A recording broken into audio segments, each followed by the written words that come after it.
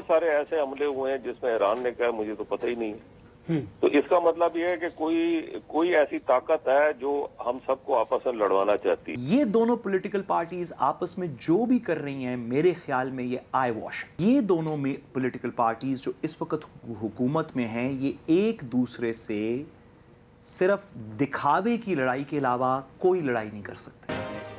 بسم اللہ الرحمن الرحیم. السلام علیکم. آپ دیکھ رہے ہیں پبلک پلس اور میں ہوں انور رضا. ایک پہ حملہ سب پہ حملہ.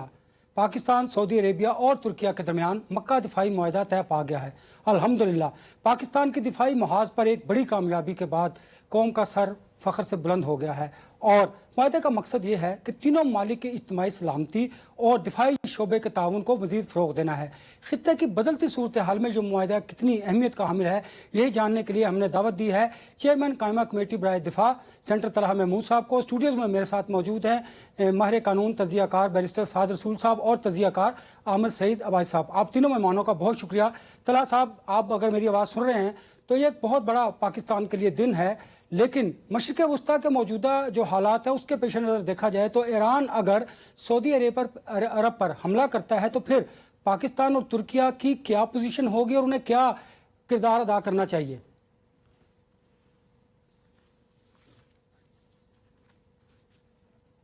عامر صاحب مجھے بتائیے گا، جو سوال میں نے طلحہ صاحب سے کہا ٹیکنیکل پرابلم کی وجہ سے ان تک آواز نہیں پہنچ رہی، اگر مشرق وسطیٰ کی جو موجودہ صورتحال ہے اس میں ایران اگر سعودی عربیہ پر حملہ کرتا ہے تو پھر پاکستان اور ترکیہ کو کیا کردار ادا کرنا چاہیے اور ان کا کردار کیا ہو سکتا ہے؟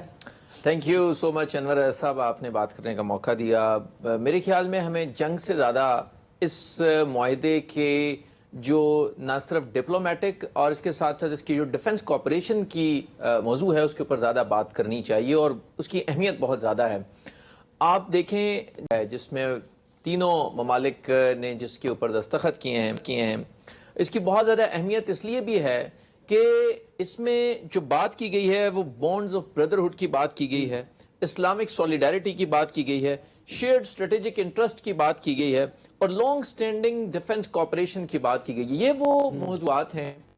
یہ جنگ ضروری نہیں ہے کہ جنگ میں یہ تمام موضوعات اور ان تمام کوآپریشن کا ذکر ہو، بلکہ اس کا بنیادی مقصد یہ ہے، بلکہ اس کے اوپر جو ڈپٹی ہیڈ ہیں سعودی عربیہ کی، جو ان کے deputy minister for public diplomacy ہیں ایمبیسڈر ڈاکٹر رائد، انہوں نے جو اسٹیٹمنٹ جاری کیا اس میں انہوں نے بڑا کلیئرلی یہ لکھا ہے کہ یہ خطے میں کسی آرمز ریس کے لیے یا کسی نئی جنگ کے لیے یہ کوآپریشن نہیں ہے، بلکہ یہ جو شیئرڈ اسٹریٹجک انٹرسٹ ہیں ان کے تعاون کے لیے ہے. تو بنیادی طور کے اوپر اس کا جو مقصد ہے وہ یہ ہے کہ جو تینوں برادر اسلامی ممالک ہیں وہ نہ صرف اپنے جو ڈیفنس اور اسٹریٹجک انٹرسٹ ہیں اس میں ایک دوسرے کے ساتھ کوآپریٹ کریں گے، بلکہ ایسے تھریٹ کو جو ان تینوں ممالک کو کسی بھی طریقے سے ان کے اوپر اگر کوئی حملے کا سوچے گا تو اس کو یہ ضرور معلوم ہونا چاہیے کہ یہ ایک پر حملہ نہیں، تینوں پر حملہ ہوگا. اور اس کی جو اگر ماضی میں اگر آپ مجھے موقع دیجئے تو افغانستان نے جب پاکستان پر حملہ کیا تھا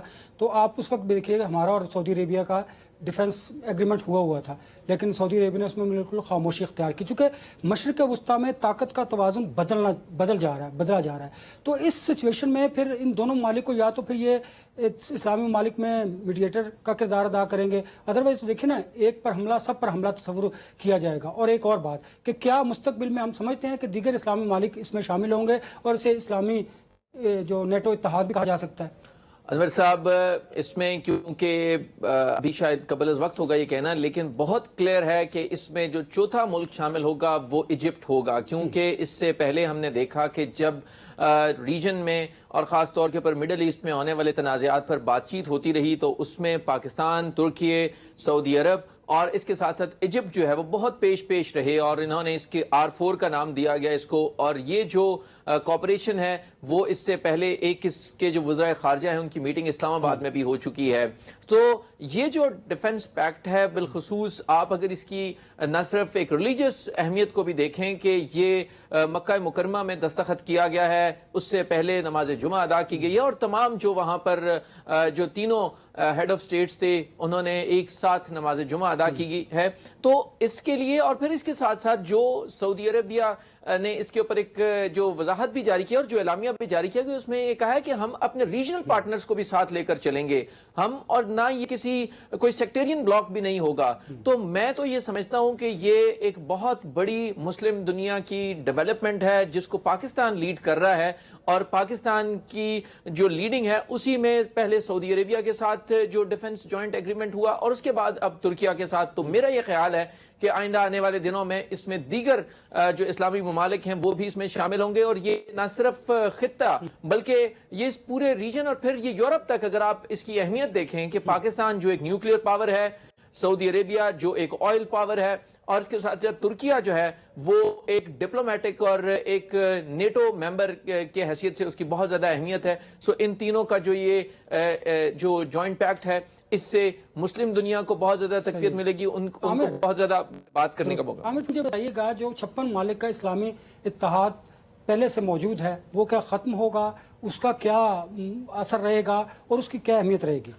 انور صاحب، یہ جو پیکٹس اور یہ جتنے بھی ایگریمنٹس ہوتے ہیں یہ اپنی جگہ پر موجود رہتے ہیں، اور ان میں تمام کی ایک اپنی امپلیکیشنز ہوتی ہیں. اس میں ایگریمنٹس میں ان تمام چیزوں کو کلیئر کیا جاتا ہے، کوپریشنز ہوتی ہیں. اور اس کے ساتھ ساتھ دیکھیے یہ جو تینوں ممالک کا جو ایگریمنٹ ہے، اگر آپ اس میں جو بات اہم ہے وہ یہ دیکھیں گے collective security and stability for the region, یہ وہ اہم سوالات ہیں اور اہم جو کوشش ہے جو کی گئی ہے کہ collective security and stability for the region جو ہے یہ بہت زیادہ اہمیت اختیار کرے گا. اور اس میں دیگر ممالک بھی جب شامل ہوں گے تو یہ بہت اہمیت اس لیے اختیار کر جائے گا کہ جو تھریٹس ہیں ان ممالک کو نیبرہڈ سے ہوں، وہ ان دشمن قوتوں سے ہوں جو ان ممالک کو کسی بھی طریقے سے نقصان پہنچانا چاہتی ہیں. میں آپ کو بتاؤں کہ میں کیونکہ آبزرو کر رہا تھا، بس لاسٹ بات کہ آپ اگر ایک سال کی انڈین جو ایکسٹرنل افیئرز، اس پہ ہم نے بڑی ڈیٹیل بات کرنی ہے چونکہ یہ بڑا امپورٹنٹ ایگریمنٹ ہے. مجھے اگر سینٹر طلحہ صاحب سن پا رہے ہیں، طلحہ صاحب بہت شکریہ جوائن کرنے کے لیے. پاکستان، سعودی عربیہ اور ترکیہ کا نیا جو معاہدہ ہوا ہے، ایک پر حملہ سب پر حملہ، میرا یہ سوال ہے کہ اگر مشرق وسطیٰ کی موجودہ صورتحال کو پیش نظر مد نظر رکھا جائے تو کیا اگر ایران سعودی عرب پر حملہ کرتا ہے تو پھر پاکستان اور ترکیہ کی کیا پوزیشن ہوگی اور ان کا کیا کردار ہوگا اور انہیں کیا کردار ادا کرنا چاہیے؟ ذرا اس پر روشن ڈالیے گا. جی بسم اللہ الرحمن الرحیم. دیکھیے جہاں تک آپ ایران کی بات کر رہے ہیں، یہ بھی ہمارا بھائی ملک ہے، ہمارا اپنا ہے. اور جہاں تک میں آپ کو ایک چیز بتاؤں، آپ ذرا تھوڑا سا اس بارے پہ ضرور اس طرف بھی توجہ کیجیے گا. بہت سارے ایسے حملے ہوئے ہیں جس میں ایران نے کہا مجھے تو پتہ ہی نہیں ہے. تو اس کا مطلب یہ ہے کہ کوئی ایسی طاقت ہے جو ہم سب کو آپس میں لڑوانا چاہتی ہے، اور کچھ ایسے حملے ہیں جو ایران کی طرف سے بھی شاید ہوئے ہوں. لیکن میں سمجھتا ہوں کہ اس میں ہم کوشش کریں گے کہ جب یہ اس طریقے کے ساتھ یہ جو معاہدہ ہوا ہے، اس معاہدے کا بھی بہت بڑا اثر آئے گا، کیونکہ ایران جو ہے پاکستان کی بہت عزت کرتا ہے. پاکستان نے اس کے مشکل وقت میں اس کا بہت زیادہ ایکسٹرا آرڈنری آگے جا کے ساتھ دیا ہے. میں سمجھتا ہوں کہ ایران ضرور پاکستان کی اس مشکل کو سمجھتے ہوئے ضرور اس طرح کی کوئی ایسی ایکٹیویٹی سے ضرور رکے گا جس میں پاکستان جو ہے وہ مشکل پوزیشن میں جا کے کھڑا ہو جائے. تو باقی اللہ تعالیٰ بہتر کرے. میں سمجھتا ہوں کہ اس طرح دوسرے ممالک جو ہیں ان کو بھی شامل ہونا چاہیے، اور ہم سب کو اکٹھا ہو کے ایک اتحاد کی صورت میں آگے بڑھیں. اور صرف اتحاد اس حد تک نہ ہو کہ یہ جنگ اور بھائی اتحاد یہ بھی تو چاہیے نا کہ ہمارے ملک کے اندر جو معیشت خراب ہے، ہم لوگ قرضے کے اندر ڈوبے ہوئے ہیں، ہمارے مسائل ہیں، اس میں بھی تو ہمارا بھرپور ساتھ دے. سعودی عرب ہمارا ساتھ دیتا ہے، ہم اس کے شکر گزار ہیں. لیکن سعودی عرب 300 400 ارب جو ہے وہ ایک صاحب اگر امریکہ سے آتا ہے اور وہاں سے گزرتے ہوئے اٹھا کے لے جاتا ہے، تو ہماری ریکوائرمنٹ تو بہت کم ہے. ہمارے لیے اس کو خود سوچنا چاہیے کہ بھائی یہ لوگ اس وقت معاشی مشکلات میں ہیں، ہم بھی ان کو 25-30 ارب ڈالر 50 ارب ڈالر دے دیں. وہ جو 300-350 ارب ڈالر اس کو دیا ہے، اس کا 15% بھی ہمیں دے دے تو میں سمجھتا ہوں، یا 10% بھی ہمیں دے دے تو پاکستان ترقی کی بلندیوں کو چھوتا ہے. تو میں سمجھتا ہوں گزارش ہے کہ اس کے اندر کے بعد انشاءاللہ تعالیٰ کوئی بہتری کی مجھے امید نظر آتی ہے. سر آپ نے دو باتوں کا تذکرہ کیا اور وہ دونوں باتیں آپس میں اگر آپ کی اجازت سے تھوڑا کنیکٹ کر سکیں. آپ نے کہا کہ سپوائلرز ہیں. سر میرا خیال ہے آپ کا اشارہ انہی سپوائلرز کی طرف ہے جو بورڈ آف پیس کے بھی سپوائلرز ہیں, جو غزہ کے بھی سپوائلرز ہیں. ہم نے سر لگتا یہ ہے دور سے دیکھنے پہ سر لگتا یہ ہے کہ ہمارے پاس جو لیوریج کے مومنٹس تھے اپنی اکانومی کو, ہم لوگ اکٹھے ہوں. سر میں سوال پوچھ سکوں آپ کی اجازت سے؟ جی جی جی بولیے. سر کہ ہمارے پاس سر کچھ لیوریج کے مومنٹس تھے دور سے دیکھتے ہوئے, آپ پالیسی کو بہتر سمجھتے ہیں, ذرا واضح کیجئے کہ ہمارے پاس کچھ لیوریج کے مومنٹس تھے. ہمیں یہ نیگوسیشن اپنی اکانومی کے لیے جو ہمیں کچھ پیسے چاہیے, کچھ دیگر ہمیں صرف پیسے نہیں چاہیے, ہمیں لون نہیں چاہیے, ہمیں ٹریڈ روٹس چاہیے, ہمیں دیگر FTA فری ٹریڈ ایگریمنٹس کی طرح کی چیزیں چاہیے. یہ سر جب ہم بورڈ آف پیس سائن کر رہے تھے اور دنیا کو ہماری ضرورت تھی اس کے لیے, یا جب ہم نیگوسیشنز کروا رہے تھے ایران کی امریکہ کی, اس وقت سر یہ بات کرنی چاہیے تھی. اور کچھ میڈیا کے اوپر بھی سر یہ بات ہو رہی تھی کہ یہ موقع ہے, جب یہ وقت گزر جائے گا تو دنیا آپ سے اور طریقے سے بات کرے گی. ہم نے سر بورڈ آف پیس بھی سائن کر دیا, کوئی اکنامک بینیفٹ نہیں ہمیں ملا اس کا, بلکہ آج تک اس دن کے بعد سے آج تک ہر روز غزہ میں بمباری ہو رہی ہے, بربریت ہو رہی ہے, ہم اس کا کچھ نہیں کر سکے. اب سر یہ نیگوسیشن والی کہانی بھی سر تھوڑی سی آگے جا چکی ہے, آپ دیکھ ہی رہے ہیں. یہ ایران امریکہ کی نیگوسیشن کے لیے ہم جب ہوسٹ کر رہے تھے اس وقت ہم نے شاید یہ بات نہیں کی. آپ کو نہیں لگتا کہ سر ہماری پالیسی کو بھی تھوڑا ریویو کرنا چاہیے؟ دیکھیے آپ نے بہت ہی اہم بات کی ہے, میں سمجھتا ہوں یہ بڑی بنیادی بات ہے. ہم اپنی چھوٹی سی جو بوٹی ہے نا, جو ذاتی جو چھوٹی سی انٹرسٹ ہوتے ہیں, اس چھوٹے سے انٹرسٹ کے اندر ہم وہ جو آسٹریلیا کی سب سے بڑی گائے نہیں ہوتی جو 15-20 فٹ لمبی اور بوٹی تازی ہوتی ہے, اس کو ذبح کروا دیتے ہیں اور بیڑا غرق ہو جاتا ہے. میں آپ کی بات سے متفق ہوں, یہ کوئی ایک موقع نہیں ہے, بے شمار موقع ہیں, لیکن یہ کام کرنا ہوتا ہے پولیٹیکل گورنمنٹ کو. یہ کام جو ہے یہ پولیٹیکل گورنمنٹ کو چاہیے تھا کہ وہ اس کے اندر. سر آپ پولیٹیکل گورنمنٹ کا حصہ ہے نا سر, آپ سینٹ میں ہیں, آپ پولیٹیکل گورنمنٹ کا حصہ ہے سر. مجھے بناؤ نا کوئی. سر میں نے بنانا ہوتا تو آپ بن گئے تھے. سر میں نے بنانا ہوتا تو آپ بن گئے تھے. سر وہ سوال یہ کہ آپ پولیٹیکل گورنمنٹ کا حصہ تو ہے نا سر. سب سے پہلے میرا اعتراض ہے, میرا اپنا بھی ایک نظریہ ہے, میں اپنے نظریے کے حساب سے بھی تو چلنا چاہوں گا نا. آپ سب سے پہلے ادھر ہی ناک ڈاؤن کر دیں گے, آپ کی پارٹی نے یہ کیا ہے تو آپ کی پارٹی نے وہ کیا ہے. وہ بھائی پارٹیوں کے اپنے نظریات ہیں. نہ اس وقت میں پارٹی کو اس وقت پریزنٹ کر رہا ہوں, میں اپنے نظریات کو پریزنٹ کر رہا ہوں. میرے نظریات یہ ہیں اور میں اپنے نظریات کے اوپر بہت سختی کے ساتھ کاربند ہوں. میں یہ سمجھتا ہوں میرٹ کے اوپر جو بات بنتی ہے وہ میں آپ کے سامنے کہوں گا. اگر آپ یہ کہیں کہ میں اپنی پارٹی کے موقف کے ساتھ بات کروں تو اس کے لیے آپ کو پارٹی کے ترجمان سے یا پارٹی کے ایسے بندے سے بات کرنی ہوگی جو پارٹی کو پریزنٹ کر رہا ہو, جو انفارمیشن کے اندر جا کے بیٹھ سکتا ہو. ضرور سوال یہ کہ سر آپ صرف پارٹی کو ریپرزینٹ تو کرتے ہیں, آپ اس پارٹی کا حصہ تو ہیں. ہر چیز کو جو ہے نا وہ ڈسپیوٹ میں لے جاتے ہیں. میں صوبوں کے حق میں ہوں. میں 16 سال سے میں اس پہ جدوجہد کر رہا ہوں صوبہ ہزارہ کے حوالے سے. سر طلحہ صاحب یہ صوبوں پر یقیناً بات کریں گے, لیکن بریک کے بعد مجھے بیرسٹر صاحب کوئکلی آپ کا ٹیک چاہیے کہ یہ جو اتحاد ہے, اس اتحاد سے خطے کی اہمیت کو کتنا دیکھ رہے ہیں آپ؟ دیکھیے ہم نے پچھلے 6-8 مہینے میں خاص طور پہ ایکچولی, لیکن پچھلے سال سے جب امریکہ نے پہلی بمباری کی پچھلے گرمیوں کے اندر ایران کے اوپر, اس کے بعد سے اب تک دیکھا اور بنیاد مرصوص کے اندر دیکھا کہ جو ممالک اپنا لوکل دفاع کر سکتے ہیں صرف انہی کی عزت. اگر کسی کا خیال ہے کہ پاکستان کا دفاع واشنگٹن سے ہوگا یا سعودی عرب کا دفاع واشنگٹن سے ہوگا یا قطر کا دفاع لندن سے ہوگا, تو وہ بیٹس کسی کی بھی پوری نہیں ہوئی. قطر کے اندر سینٹ کام کا ہیڈ کوارٹر ہے, ایک بم نہیں رکا. سعودی عرب کے اندر فورسز موجود ہیں, ایک چیز نہیں رکی. پاکستان نے اپنا دفاع خود کیا بنیاد مرصوص کے اندر. ہم نے نہیں کسی اور کی طرف دیکھا, ہم کسی بحری بیڑے کا انتظار نہیں کرتے رہے, ہم کچھ اور نہیں کرتے رہے, ہم نے اپنا دفاع خود کیا. جب تک ایک مسلمان ممالک کا اس خطے کا, میں نہیں بات کر رہا انڈونیسیا کی, میں نہیں بات کر رہا دیگر مسلم ممالک کی جو اس خطے سے دور ہیں, اس خطے کے مسلم ممالک کا, پاکستان کا, ایران کا, افغانستان کا, UAE کا, سعودی عرب کا, قطر کا, جو اس خطے کے ممالک ہیں, جو ہرمز کے بھی اسٹیک ہولڈرز ہیں جو انڈین اوشن کے اسٹیک ہولڈرز ہیں جن کو یہ ایران اسرائیل کی جنگ امپیکٹ کرے گی, جن کے بارڈرز سے لگتی ہے, جن کے اوپر سے میزائل فلائی کرتے ہیں.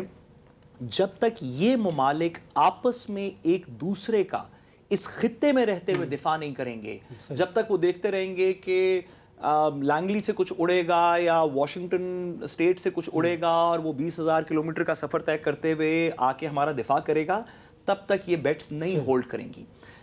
پاکستان کو اس بات کے اندر فار ایگزامپل آپ نے دیکھا کہ بورڈ آف پیس بھی تو ایک گارنٹر ہے نا. آپ کو یاد ہے کہ بورڈ آف پیس اس بات کی گارنٹی دے رہا تھا کہ غزہ میں اب بربریت نہیں ہوگی.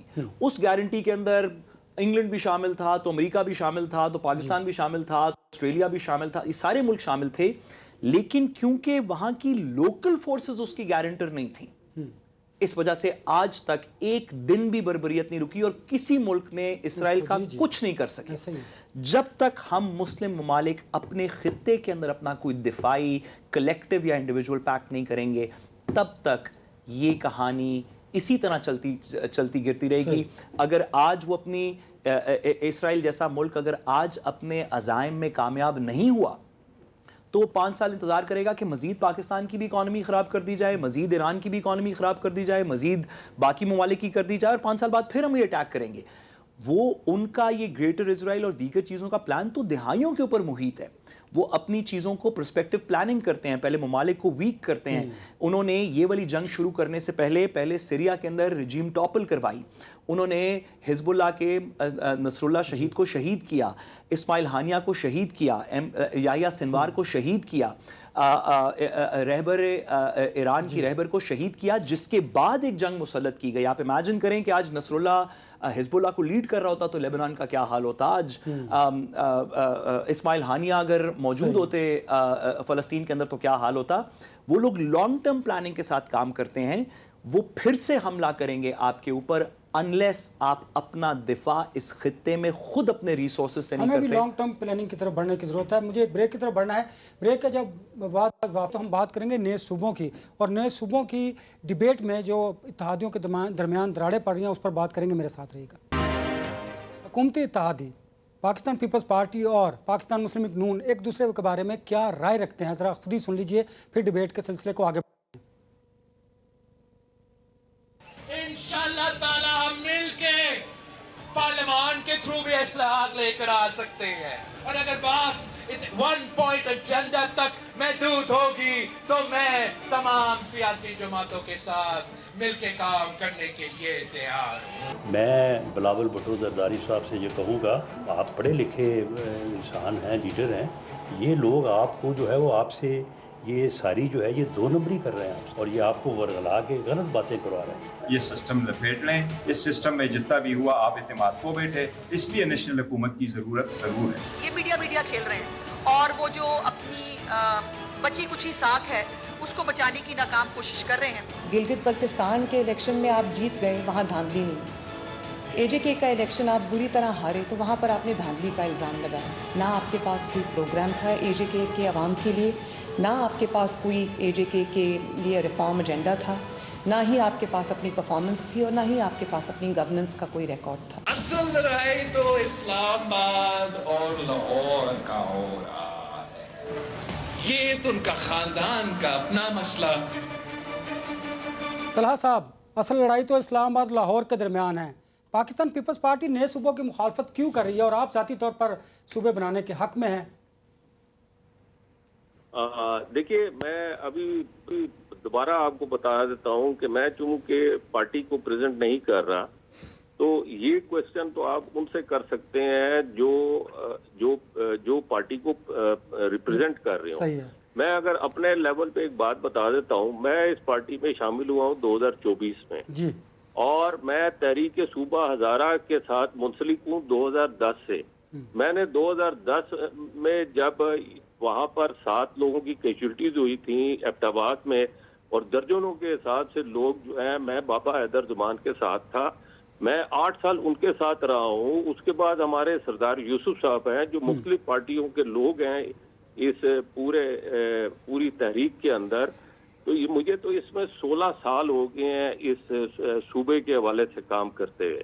अपने अपने नजरियात होते हैं। मैं ये समझता हूँ कि जब पाकिस्तान बना था उस वक्त पाकिस्तान वेस्ट पाकिस्तान की आबादी को 2.5 करोड़ के लगभग थी। अब वो 2.5 करोड़ की आबादी जो है वो 25 करोड़ क्रॉस कर चुकी है। तो मैं ये समझता हूँ कि इस वक्त एडमिनिस्ट्रेटिवली बहुत मुश्किल काम है कि हम उसी तरह चलें जिस तरह 4 सूबे थे पहले। अभी अगर आप बात करते हैं ईरान की, तो ईरान के 31 सूबे हैं। अगर आप अफगानिस्तान की बात करें, ये बॉर्डर कंट्रीज हैं हमारे, इनके 34 सूबे हैं। अगर आप इंडिया की बात करें, इनकी 28 स्टेट हैं और उसके नीचे जो यूनिट है वो दर्जनों के साथ। सर गुजारिश है, तो ये आखिर सारे लोग क्यों करते हैं ये सारा काम? ये इसीलिए करते हैं कि अवाम को उसकी दहलीज पे उसको फैसिलिटेट किया जाए। सर गुजारिश है, 2 बातें सर वी अंडरस्टैंड कि आपका personal point of view historically इसके खिलाफ रहा है, लेकिन आप क्योंकि पार्टी के मेंबर हैं तो क्या आप हमें ये बता सकते हैं कि आपकी पार्टी जो आप जिस पॉइंट ऑफ व्यू से पर्सनली डिसएग्री करते हैं, सॉरी सर मैं सवाल पूरा कर सकूं ना? इस टॉपिक पे कोई बात हुई है ना, मैं आपको बार बार बता रहा हूँ, मैं इस वक्त as a senator Mohammad Talha Mahmood मैं बात कर रहा हूँ। एक सवाल और, एक छोटी सी बात, मैं आपसे पूछूं, छोटी सी बात तो पूछने वो नहीं नाराज होते, सब्र कर। आपके फोरम से मैं अच्छा सर बात तो दूसरी सुन लें, वो जरा सुन लीजिए मेरी बात। मैं आपके फोरम से एक बात का जरूर इजहार करूंगा कि मैं पार्टी का बहुत शुक्रगुजार हूँ, इंतहाई शुक्रगुजार हूँ कि उन्होंने मेरे इस पॉइंट ऑफ व्यू के ऊपर उन्होंने मुझे जो है वो किसी भी हवाले से मुझे नहीं रोका। सर बड़ी अच्छी बात है। सर एक छोटा सा फॉलो अप सवाल के हवाले से बात कर रहा हूँ। जी सर छोटा सा फॉलो अप सवाल सर। अगर आपने पार्टी का पॉइंट ऑफ व्यू लेना है, सर समझ आ गई, तो छोटा सा फॉलो अप सवाल हवाले से बात करें। मैं पार्टी के पॉइंट ऑफ व्यू सर समझ आ गई में इसलिए नहीं हूँ कि मुझे उसके बारे में ज्यादा इंफॉर्मेशन समझ आ गई, ना ही मेरी छोटा सा सवाल डिस्कशन है। सर अगर क्या ये बात दुरुस्त नहीं कि अगर सूबे बनाने का सर मकसद ये है, जैसे कि आपने कहा कि गवर्नेंस के पैसे, गवर्नेंस की चीजें लोकल मतलब किसी को अगर भावलपुर में जरूरत है तो उसको लाहौर की तरफ ना देखना पड़े, अगर किसी को रोडी में जरूरत है तो उसे कराची की तरफ ना देखना पड़े। सर ये काम अगर 18वीं तरमीम की असल स्पिरिट पे काम करते हुए आप लोकल गवर्नमेंट्स, जिसको आपने खुद लिखा 18वीं तरमीम में कि वो पॉलिटिकली, फाइनेंशियली और एडमिनिस्ट्रेटिवली ऑटोनमस होंगी, अगर बना दी गई होती तमाम पॉलिटिकल पार्टीज की तरफ से अपने अपने सूबों में, तो छोटे सूबे बनाने की कोई जरूरत नहीं थी, क्योंकि पैसे वफाक से सूबे को जाते और सूबे से वो तमाम इख्तियारात मुतल्लिका मेयर्स के पास चले जाते जिनके पास अथॉरिटी होती। अब आप सर कर ये रहे हैं कि क्योंकि सूबे लोकल गवर्नमेंट चला नहीं रहे तो वफाक के पास और कोई तरीका नहीं, उन्होंने कहा ऐसे करते हैं जहां जहां मेयर था तकरीबन वहां पे एक चीफ मिनिस्टर लगा देते हैं और डायरेक्टली उनको पैसे दे देते हैं। सर क्यों ना वफाक, क्यों ना लोकल गवर्नमेंट के सिस्टम को फाल बनाया जाए जिससे कम से कम आधा मसला तो सॉल्व हो जाएगा। देखिए जहां तक ताल्लुक है हम तो एक इस वक्त अगर आप सिचुएशन देखें तो हम कोई काम करते हैं वो एक्सपेरिमेंट करते हैं, उस एक्सपेरिमेंट का रिजल्ट कोई अगर अच्छा नहीं आता फिर हम दूसरी की तरफ चल पड़ते हैं, फिर तीसरे की तरफ चल पड़ते हैं। ये वाला एक्सपेरिमेंट अभी तक हो नहीं सका। और मैं समझता हूँ कि इस वक्त अगर हम पब्लिक के अंदर जाएं तो पब्लिक के अंदर भी यही व्यू है कि ये छोटे सूबे जो है वो उनके लिए भी बेहतर है और उसकी हैंडलिंग भी आसान है और उससे पाकिस्तान के अंदर मुआशी तौर पे भी बेहतरी आने का बहुत ज्यादा चांस है। देखिए मैं आपको एक छोटी सी बात बताता हूँ। आज हम पाकिस्तान के अंदर जब भी बात करते हैं रोजगार के हवाले से और बाकी चीजों के हवाले से, तो हम ये कहते हैं कि इसको गवर्नमेंट की जॉब नहीं मिली, उसको उस अदारे में नौकरी मिलनी चाहिए, इस अदारे में मिलनी चाहिए।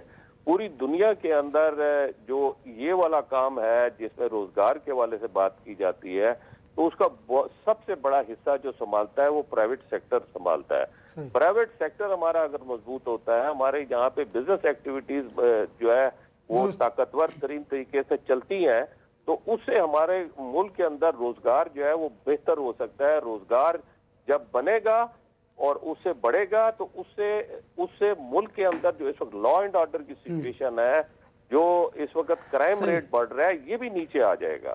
तो मैं ये समझता हूँ कि इसमें हमें जरूर छोटे सूबों की तरफ मुझे आपकी तरफ बढ़ना, फिर मैंने आमिर के पास भी जाना है। ये बताइएगा कि क्या मुस्लिम लीग नून और पीपल्स पार्टी के इत्तेहाद को टूटता हुआ देख रहे हैं, या मुस्तकबिल में जो पाकिस्तान तहरीक इंसाफ ने 27 सितंबर की डेट दी है उसमें नए इत्तेहाद बनते देखते हैं, क्योंकि मौलाना फजल रहमान और पीटीआई एक दूसरे के करीब होते जा रहे हैं? देखिए सबसे पहले हम भी यही महसूस कर रहे हैं कि इस तरह की सिचुएशन जो है वो डेवलप हो रही है, लेकिन मैं उसके ऊपर श्योर नहीं हूँ कि क्या ये सिचुएशन डेवलप होगी या कुछ दिन तक ये मामला चलने के बाद फिर वही पुराना सिलसिला शुरू हो जाएगा। दुरुस्त जी बैरिस्टर साहब। देखिए मैं तो इस बात पे पहले दिन से कायल हूँ, जब से ये हुकूमत PDM 1 की बनी, फिर 2 की बनी, अब पता नहीं वो 3 हो चुकी है क्या है, कि ये दोनों में पॉलिटिकल पार्टीज जो इस वक्त हुकूमत में हैं ये एक दूसरे से सिर्फ दिखावे की लड़ाई के अलावा कोई लड़ाई नहीं कर सकते। लड़ाई करने के लिए किसी भी गवर्नमेंट के साथ आपको रेजिस्टेंस करनी पड़ती है। अगर मैं, आप और आमिर भाई कहें कि हमने गवर्नमेंट के सामने रेजिस्टेंस करनी है, लेट्स से लड़ाई करनी है बलूचिस्तान की गवर्नमेंट से, KP से, तो हमारे साथ कुछ लोग होने चाहिए। हम 3 तो मिलकर नहीं लड़ाई कर सकते, कुछ लोग होने चाहिए। इन दोनों पॉलिटिकल पार्टीज के पास वो मुतल्लिका amount of public power individually तो बिल्कुल भी नहीं है जी, शायद कलेक्टिवली भी नहीं है, जो कि एक रियल प्रेशर क्रिएट कर सके किसी भी गवर्नमेंट के ऊपर कि वो उसके सवालात का जवाब दे, वो उसके नीचे बिछ जाए। मैं आपसे कहता हूं कि शायद PTI के पास भी वो एज ए पॉलिटिकल पार्टी वो पावर नहीं हो स्ट्रीट के ऊपर। इमरान खान साहब के पास वो पावर हो सकती है, अगर वो आके खुद लीड कर रहे हो तो बहुत सारी और चीजें हो सकती हैं। गौहर साहब के पास वो पावर नहीं है, सलमान राजा के पास शायद वो पावर नहीं है, बट सर्टनली अगर किसी वजह से PTI के लोग इकट्ठे भी हो जाएं तो नून लीग और पीपल्स पार्टी, जो कि दोनों प्रिंसिपली इस आइडिया के साथ हैं कि सेनेटर साहब की बात के अलावा वो उनका अपना इंडिविजुअल पॉइंट ऑफ व्यू है, दोनों मेजर पॉलिटिकल पार्टीज जो इस वक्त हुकूमत में है वो इस बात के साथ हैं कि हमारी ये जो 18वीं तरमीम की जागीरदारी है ये कायम रहे, और अगर ये किसी तरीके से कहानी बगैर सूबे बनाए आगे चल पड़े तो ज्यादा बेहतर है। ये प्रिंसिपल पोजीशन दोनों पॉलिटिकल पार्टीज की है। मरियम नवाज साहिबा जो हैं वो पंजाब का चीफ मिनिस्टर बनना चाहती हैं, वो लाहौर का चीफ मिनिस्टर नहीं बनना चाहती, वो तो मेयर लाहौर की पोजीशन हुई ना। क्या होगा, लाहौर और फैसलाबाद की वो, लाहौर और सियालकोट की वो चीफ मिनिस्टर होंगी और फैसलाबाद गुजरांवाला का हमजा शहबाज होगा, और मतलब किस तरह ये कहानी चलेगी। तो ये दोनों पॉलिटिकल पार्टीज आपस में जो भी कर रही हैं मेरे ख्याल में ये आई वॉश। दोनों पॉलिटिकल पार्टीज चाहती हैं कि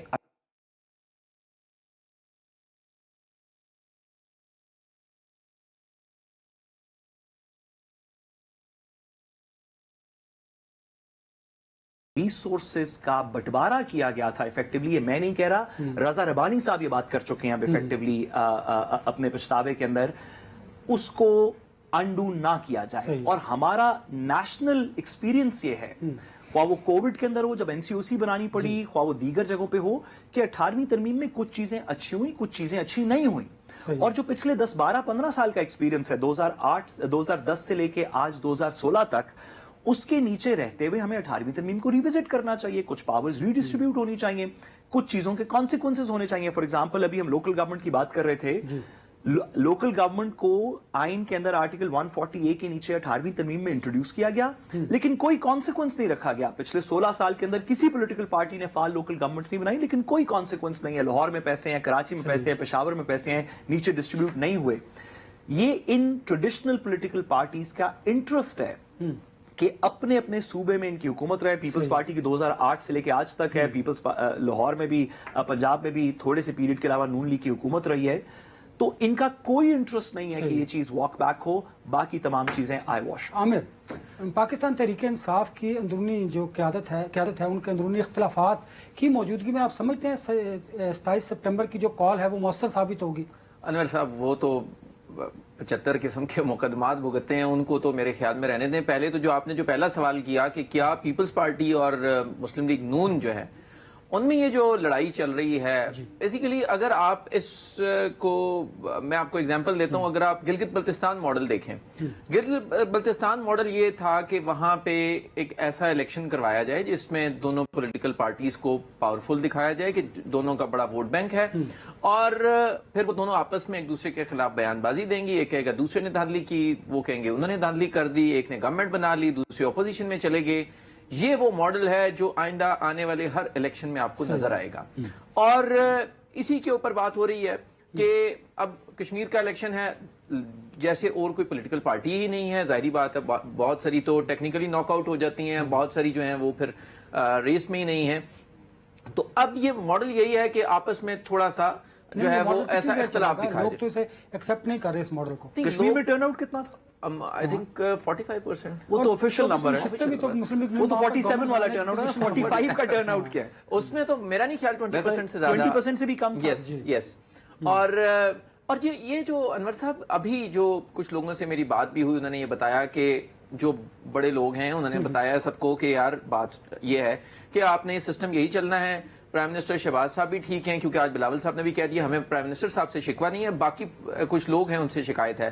سو سب کو یہ سمجھا دیا گیا ہے کہ صوبے بھی بنیں گے, سب کو یہ سمجھا دیا گیا کہ سسٹم بھی یہی چلے گا.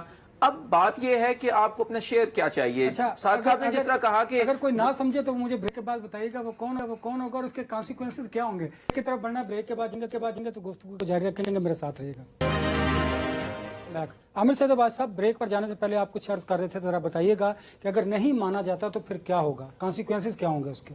پہلی بات تو یہ ہے انور صاحب کہ تقریباً سب لوگ واپس راضی ہیں. سب کو بتا دیا گیا ہے کہ جو ریسیٹ کی بات کی گئی تھی نقوی صاحب کی طرف سے وہ پورے نظام کو ریسیٹ کرنے کی جو بات تھی, اگر کسی کو اس پاور شیئرنگ میں کچھ چاہیے تو اس کے اوپر بیٹھ کے بات ہو سکتی ہے. اور مجھے ایک سورس نے یہ بتایا کہ شاید اسپیکر قومی اسمبلی کی سیٹ جو ہے وہ شاید پیپلز پارٹی کی طرف چلی جائے اور کچھ اور بھی سیٹیں جو ہے وہ دینی پڑیں.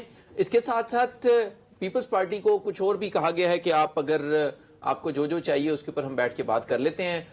جو دیگر لوگ تھے جو اس پوری ریس میں بات کر رہے تھے کہ ان کو بھی, وہ بھی اس ریس میں ہیں کہ نظام ٹھیک کریں گے, وہ آئیں گے اور پورا نظام ٹھیک کر دیں گے, ان کو بھی کہا گیا کہ آپ جس پوزیشن پر ہیں آپ وہاں پر ہی کنٹینیو کریں.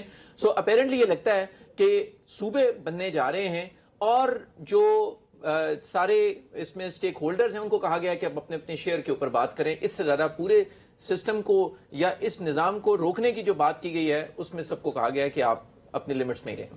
بیرسٹر صاحب, میں آپ کی اجازت سے اپنا وقت عامر صاحب کو دینا چاہتا ہوں ایک سوال کے through. G please.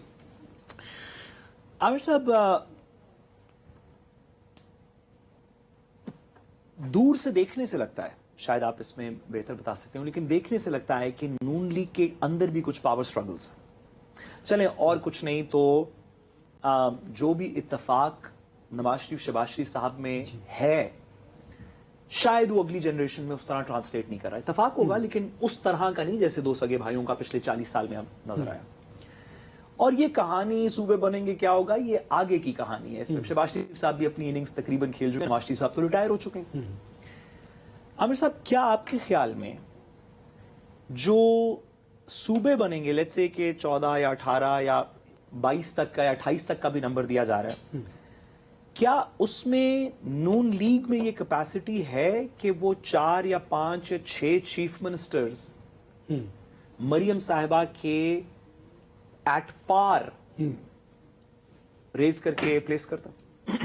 Absolutely not. آپ بالکل ٹھیک کہہ رہے ہیں کہ اس میں انہیں تو قابل قبول نہیں ہوگا اور اس میں پھر بہت سارے وعدے وعید ہوں گے, کیونکہ دونوں جو فریقین ہیں پیپلز پارٹی اور مسلم لیگ نون, وہ دونوں اس وقت میکسیمم گین کی بات کر رہے ہیں, کیونکہ انہیں یہ لگتا ہے کہ جو ان کے پاس ترک کا پتہ ہے وہ 18ویں ترمیم میں وہ تمام چیزیں جو پہلے ہی وہ لے جا چکے ہیں صوبوں کے پاس, ان کے اوپر جو بارگیننگ ہونی ہے وہ اسی ٹائم پہ ہونی ہے اور جو وعدے وعید ہونے ہیں وہ بھی اسی وقت پہ ہونے ہیں.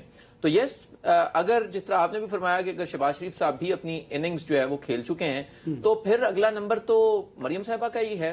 تو ان کی نظر پھر پنجاب کے جو اگر اس کی کسی بھی چیف منسٹرشپ پہ نہیں ہوگی, ایبسلوٹلی ناٹ, کہ ان کی پھر نظر جو ہے وہ مرکزی نشست پہ ہوگی جو پرائم منسٹر. مجھے بتائیے پھر بیرسٹر صاحب, پاکستان تحریک انصاف, مولانا فضل الرحمان صاحب, ایم باقی دیگر جماعتیں کہاں ہوں گی؟ اگر میں تو پھر صرف اتنا کہنا چاہتا ہوں کیونکہ وقت بھی بڑا عجیب سا ہے کہ پھر انا للہ و انا الیہ راجعون. کیوں باقی بات وہاں نہیں دیکھیں, پھر بہت سارے جیسے دیکھیں اتنا یہ معاملہ اتنا آسان نہیں جتنا ہم بیان کر رہے ہیں. یہ بڑا پیچیدہ معاملہ ہے اور سیاسی سٹیک سب کے ہیں. یہ نہیں ہو سکتا کہ دو بڑی سیاسی جماعتوں کو آپ جو مانگیں, جو پاور شیئرنگ ہو وہ, جو باقی جو نیشنلسٹ ہے, باقی جو بڑی قوتیں ہیں, دیکھنا مولانا فضل الرحمان اسٹریٹ پاور ان کے پاس ہے, پاکستان تحریک انصاف کی مقبولیت ہے, آپ اسے تسلیم کریں یا نہ کریں, وہ سیاسی جماعتیں کدھر جائیں گی؟ دیکھیں اسٹریٹ پاور والا زمانہ تو چلا گیا ہے, اس میں تو اب وہ اسٹریٹ پاور جو اس سے پہلے جس طرح ہوا کرتی تھی, اب جس قدر उस स्ट्रीट पावर को कुचलने के लिए जो तमाम तरह एक्टिविटीज होती हैं वो तो रिकॉर्ड पे हैं, आपको मालूम है। तो पीटीआई की कॉल बेसुध है फिर? देखिए, पीटीआई जाहिरी बात है, पीटीआई एक पॉलिटिकल फोर्स है, उनकी प्रोविंस में गवर्नमेंट है और वो चाहते हैं कि एजुटेशन हो, और लेकिन उन्होंने जो तारीख इतनी लंबी दे दी है, इसके ऊपर जो सवाल उठ रहे हैं, बहरहाल वो भी तो अहम सवालात हैं जो आपने सवाल किया कि बेसिकली देखें, अगर सबको शेयर मिल जाए और सबको, अगर छोटे प्रोविंसेस भी बनते हैं, अगर किसी को एक चीफ मिनिस्टर मिल जाए, किसी को 3 मिल जाए, किसी को 4 मिल जाए, तो आपके ख्याल में फिर तो एतराज नहीं बनेगा। तो इसीलिए ये जो एक आखिरी सवाल आमिर भाई, बस कमेंट रिगार्डलेस ऑफ कि ये कैसे होता है, लेट्स से कि हो जाता है, तो क्या हुकूमत के पास फिर भी सिर्फ 1.5 साल होगा? क्या आपसे तकरीबन 2-1 साल के अंदर जनरल इलेक्शन करवाना पड़ेगा फिर भी? Quickly yes, absolutely general election तो करवाना पड़ेगा, बल्कि फिर गई कहानी, फिर कबल अज़ वक्त करवाना पड़ेगा, ये भी मैं आपको बता दूं। इन्ना लिल्लाहि व इन्ना इलैहि राजिऊन। इन्ना लिल्लाहि व इन्ना इलैहि प्रोग्राम का वक्त खत्म हो गया, मुझे दीजिए इजाजत, बहुत सा ख्याल रखिए, अल्लाह हाफिज।